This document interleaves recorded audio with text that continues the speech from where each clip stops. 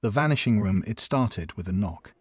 3 sharp raps against the door of room 103, a room that shouldn't exist. I'd walked that hallway every day for 5 years. Room 101, room 102, then the fire exit. No room 103. But tonight, there it was.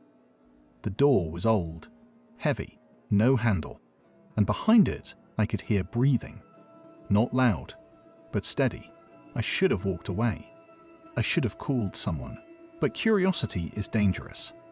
It makes you do stupid things, like leaning in, pressing your ear to the wood, and hearing a voice whisper, "Come in." I stood frozen, ear against the door of room 103, heart pounding like it was trying to claw its way out of my chest. "Come in." The voice was soft, calm, but it scraped against my nerves like nails on glass. I stepped back, told myself I was imagining it. That stress makes you hear things. But then the door creaked just slightly, like it was inviting me, and I saw something that made my stomach drop. There was light leaking from underneath. A pale, flickering glow. Not the warm yellow of a lamp, but cold, almost blue. I reached out, pressed my palm against the wood. It was warm. Too warm. Like something breathing just on the other side. I don't know why I did it. I pushed. The door swung open without a sound, and what I saw inside, it wasn't possible. The hallway behind it was gone. The room stretched out endless. Walls made of cracked stone. Ceiling lost in darkness. The only thing in sight? A single chair. Facing away from me, someone was sitting there. Still. Silent. Waiting. I opened my mouth to speak, but the door behind me slammed shut. And the voice came again. "Come in." I turned. The door was gone. Not closed. Gone. Just more stone wall where it used to be. I was trapped. The chair creaked as the figure in it shifted. Slowly, deliberately, but they didn't turn around. I should have called out, asked who they were. But my throat was dry. My mouth wouldn't move. All I could do was step forward. One cautious footfall after the other. Each step echoed too loud in the vast emptiness. The walls weren't stone anymore.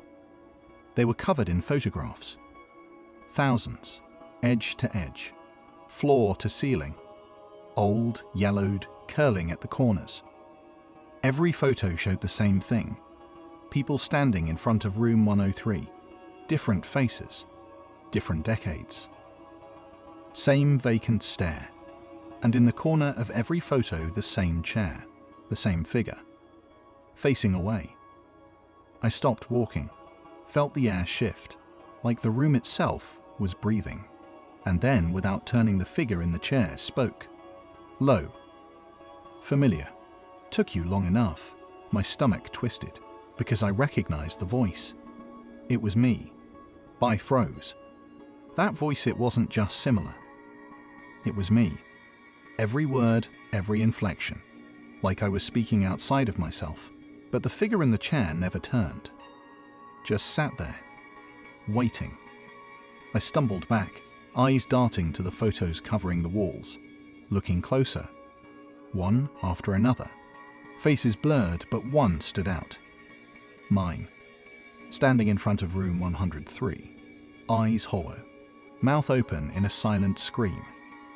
And then another photo of me standing inside the room, frozen, staring at the chair. I spun around, panic rising. "Who are you?" I croaked out, voice cracking. The figure tilted its head, slow and unnatural, and spoke again. "I am who you left behind."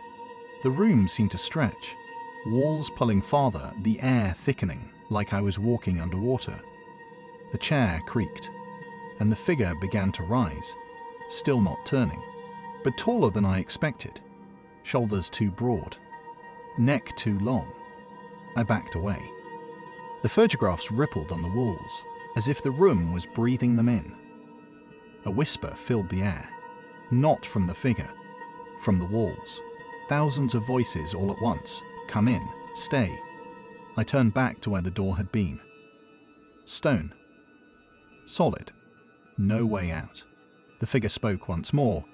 There's always been a room 103. Then it turned. Slowly. And what I saw beneath the hood, it wasn't a face. It was every photo combined. Layered. Flickering. My face morphing into dozens of others. Mouths open in silent screams. Eyes pleading. I stumbled backward into the wall. The photos pressed against my back soft, as if the wall had turned to flesh. The figure stepped closer. The whispers grew louder. Stay, stay, stay. And as the figure reached for me, I felt my body shift, growing lighter, like something was pulling me out of myself. And as my vision blurred, I saw it, a new photo sliding into place on the wall. Me, frozen, mouth open, eyes wide. And behind me the chair, still waiting for the next one to come in. Fade to black. Epilogue. The next visitor, the photograph settles. Fresh ink. My face frozen in time. Another echo added to the wall. The room grows quiet again. The chair empty. Waiting. Always waiting. And outside room 103 vanishes once more. No door.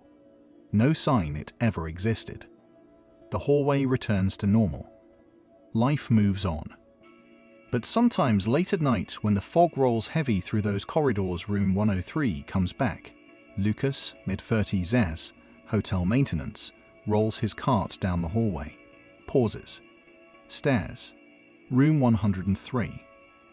He frowns. Checks his map of the floor. No 103 listed. But the door stands there. Dark wood. No handle. Just a faint light glowing beneath. And a sound. Breathing. Lucas presses his ear to the door. The same whisper, come in. He shivers. Steps back. Some doors aren't meant to be opened. But curiosity is stronger than fear. Room 103 knows that. It waits, patient, eternal. Because the moment you hear the whisper, you've already come too close. And the next echo might be yours. Part 2. The door opens. Lucas stands outside room 103. He tells himself it's a mistake. A wrong number on the door. Just an error on the blueprints. But the whisper still curls under the door. Come in. He presses his palm to the wood. It's warm, pulsing, like a heartbeat beneath his skin. Lucas shakes his head, steps away, but when he glances back, the door is closer. Lucas muttering, no, this isn't happening. He turns to leave, walks 5 paces, stops, turns back. Room 103 is right behind him. Even though he walked away, he spins in a circle. The hallway loops. Every path leads back to the door. The whisper grows louder. Come in. Lucas reaches for the door. Not because he wants to, but because something pulls. A curiosity that sinks into his bones. His fingers brush the edge. The door swings open. No hinges. No sound. Inside, the same endless room. Stone walls. A single chair. Empty. For now. But the walls ripple, covered in photographs. Lucas steps inside, and the door behind him vanishes. Lucas trembling. Hello?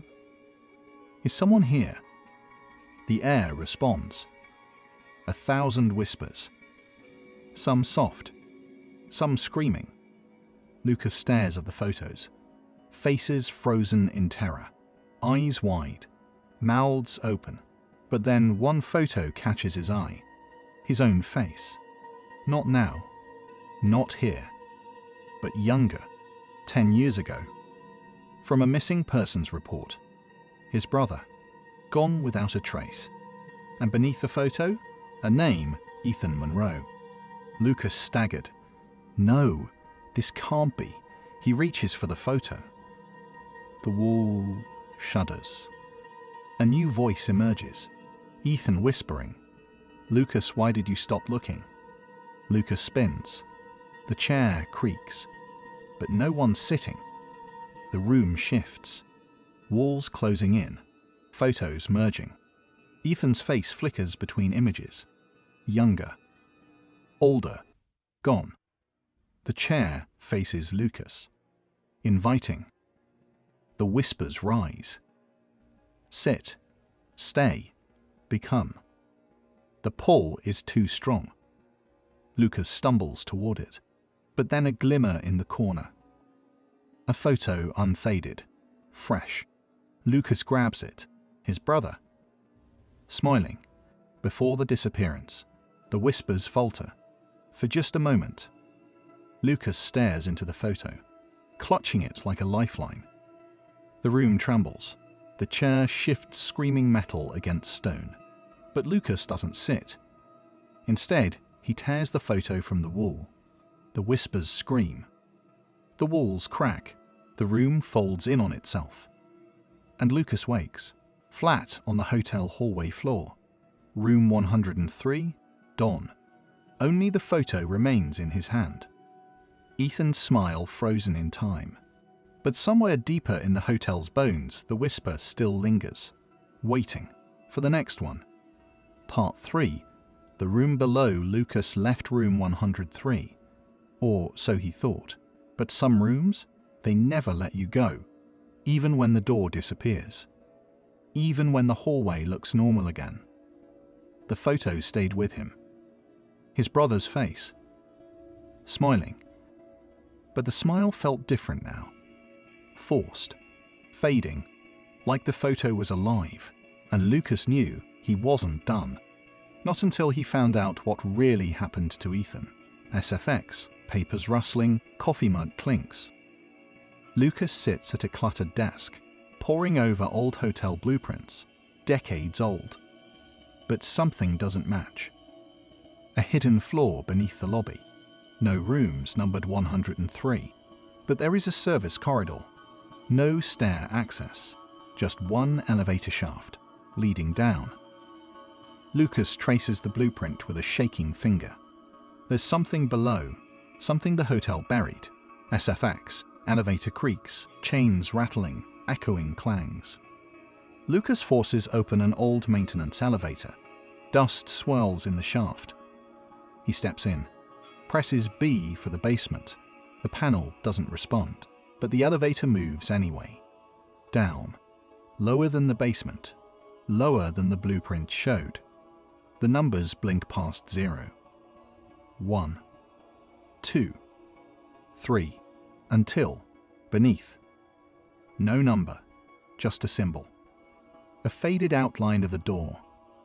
SFX, dim flickering lights, the buzz of old wiring. The elevator opens into a stone hallway. The air is wet, heavy, the walls lined with mirrors, but the reflections roll. Lucas's reflection lingers behind him, turning its head too slow. Eyes following him, he moves fast, toward the end of the hall, where another door waits. No number, no handle, but familiar. The door opens before he touches it, and inside, room 103, but different, smaller.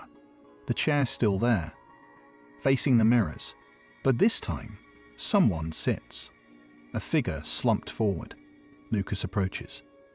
Slowly. Ethan. Older. Pale. Eyes closed. But breathing. The room shifts. Mirrors show Ethan's life flashing past. A child laughing. A teenager running. A young man disappearing into the fog. Lucas grabs his brother's shoulders. Shakes him. Lucas desperate. Ethan. Wake up. Ethan's eyes flutter open. But they're empty, and from his lips comes the whisper, "You shouldn't have come back." The mirrors shatter. Fragments fall upward, defying gravity. The room collapses inward. stone walls folding like paper, and as Lucas clutches his brother, the floor gives way. Everything falls. Blackness. Silence. Then Lucas wakes. Lying outside the hotel, the morning sun rising, the photo of Ethan gone, but etched into his palm, the faint outline of room 103 door. Waiting, because some doors, they never really close. And some rooms, they remember. Part 4, break the cycle. Lucas escaped the room. But not the mark.